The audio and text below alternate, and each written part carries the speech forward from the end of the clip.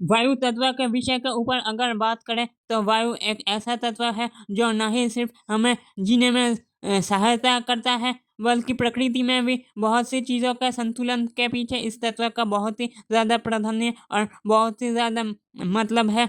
अगर वायु तत्व की कमी अगर कहीं पर हो तो इंसान उस दिन नहीं रह सकता, क्योंकि इंसान का शरीर एक कनेक्शन में है तभी वो इंसान जिंदा है, और जिस पर यह कनेक्शन टूट जाता है उसी पर वो इंसान मृत हो जाता है। वायु तत्व वो तत्व है जो प्रकृति से हमें श्वासों के द्वारा जोड़ती है। वायु तत्व तो वायु वो तत्व है जो तत्व अगर कहीं पर बहुत ज़्यादा कम मात्रा में हो तो वहाँ की चीज़ें फलने फूलने में समय लगाती है, और वहाँ की चीज़ें ऐसे अच्छे हो, हाँ, ये हमेशा पॉसिबल नहीं है, क्योंकि एक संतुलन अगर कहीं पर नहीं बना हो तो वहाँ पर बहुत सी मुश्किलें और आपदाएं आती है।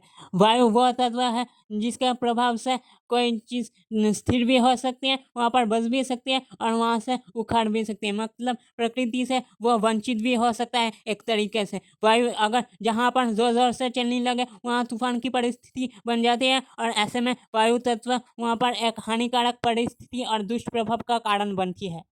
प्रकृति में आए बदलाव के पीछे वायु तत्व का बहुत ही विशेष योगदान है। ऋतु परिवर्तन और मौसम में भी वायु तत्व का विशेष प्रधानता है। यह तत्व अगर कहीं पर कम हो तो वहाँ की चीज़ें सही से नहीं चलती है।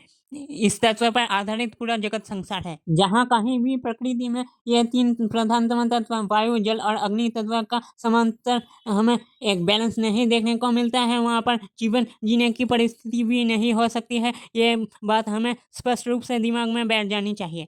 वायु वो तत्व है जो कहीं प्रकृति में कहीं भी कोई चीज़ हो तो उसको बहाकर आप तक पहुंचा सकती है, लेकिन वो सूक्ष्म मात्रा में होनी चाहिए, और जैसे ही फायदे होते हैं वैसे ही नुकसान भी होते हैं।